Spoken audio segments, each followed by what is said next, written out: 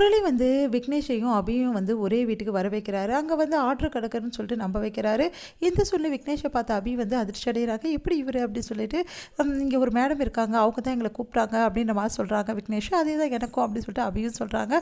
அதன்படி ரெண்டு பேருமே அந்த மேடம் வந்து எங்கே போயிருக்காங்க அப்படின்னோடனே சரி அவங்க வந்து இப்போ மேலே இருக்காங்களா, வரேன்னு சொல்லியிருக்காங்க அப்படின்றாங்க. திடீர்னு அவங்க மேடம் வந்து கூப்பிட்ற குரல் கேட்குது. என்ன ஆச்சு அவங்களுக்கு அப்படின்னு சொல்லிட்டு அலறாங்களே அப்படின்னு சொல்லிட்டு மேலே போய் பார்க்கும்போது இவங்க ரெண்டு பேரும் இருக்க பெட்ரூமை வந்து கதவை சாத்திடுறாங்க. அதுக்கப்புறம் வந்து இவங்க தட்டி தட்டி பார்த்துட்டு கதவை திறந்து பார்க்கும்போது போலீஸ் இருக்குது. போலீஸ் இவங்களை அரெஸ்ட் பண்ணுறாங்க. இந்த மாதிரி உங்களை தவறான கேஸில் நாங்கள் அரெஸ்ட் பண்ணுறோம் அப்படின்னு சொல்லிட்டு அரெஸ்ட் பண்ணிட்டு போகிறாங்க. எவ்வளோ சொல்லி பார்க்குறாங்க அபி, நல்ல குடும்பத்து பொண்ணுன்னு நாங்கள் நம்ப மாட்டோம் அப்படின்றாங்க. விக்னேஷ் எவ்வளோ சொல்லி பார்க்குறாரு, நம்ப மாட்டேங்கிறாங்க. அடுத்து வந்து இந்த விஷயம் வந்து நம்ம ராகவுக்கு தெரிய வருது. ராகவ் செமையாக டென்ஷன் ஆகிறாரு. என் ஒய்ஃப் எப்படி நீங்கள் அரெஸ்ட் பண்ணலாம், என் ஒய்ஃபை என்னை கேட்டு தான் அந்த இடத்துக்கு அவங்க போனாங்க, அந்த இடத்துக்கு போனால் தப்பான இடமாயிடுமா, அது தப்பான இடம்னு என் ஒய்ஃபுக்கு எப்படி தெரியும், அதே மாதிரி விக்னேஷ் மேலேயும் அபி மேலேயும் எனக்கு நம்பிக்கை இருக்குது, அவங்க ரெண்டு பேரும் எந்த தப்புமே செய்யலை அப்படின்னு சொல்லிட்டு ராகவ் வந்து நிரூபிக்கிறாரு.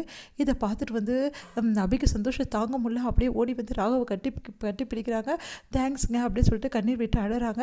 உடனே அபியை வந்து அப்படியே ஹக் பண்ணிவிட்டு ராகவ் வந்து உன்னை பற்றி எனக்கு தெரியாது அபி, நீ எப்படிப்பட்டவன், நீ சொல்லி தான் தெரியணுமா என்ன, என் பொண்டாட்டி எப்படிப்பட்டவன் எனக்கு நல்லாவே தெரியும், யாரும் எனக்கு சர்டிஃபிகேட் கொடுக்க வேண்டிய அவசியம் கிடையாது. அதனால் வந்து இந்த மாதிரிலாம் வந்து நல்ல குடும்பத்து பொண்ணுங்க எங்கே போனாலும் இந்த மாதிரி தவறான விஷயத்தில் அரெஸ்ட் பண்ணுவீங்களா, அந்தளவு ஆகிடுச்சா, இப்போவே பாருங்கள் அப்படின்னு சொல்லிட்டு ஃபோன் பண்ணி அவங்களோட ஹெட்டுக்கெலாம் பேசுகிறாரு. அவங்களாம் அவங்களை திட்டுறாங்க, எப்படிங்க இப்படிலாம் பண்ணுவீங்கன்னு சொல்லிட்டு. சரிங்க சார், சாரி சார், நாங்கள் வந்து தெரியாமல் வந்து இது மாதிரி பண்ணிட்டோம், எங்களுக்கு ஒரு தப்பான இன்ஃபர்மேஷன் வந்துச்சு, அதனால தான் நாங்கள் இப்படி பண்ணிட்டோம் அப்படின்னு சொல்லிட்டு அவங்க சாரி கேட்குறாங்க. திட்டிட்டு வந்து அபியை வந்து கையை பிடிச்சி கூட்டிகிட்டு போகிறாரு ராகவ்.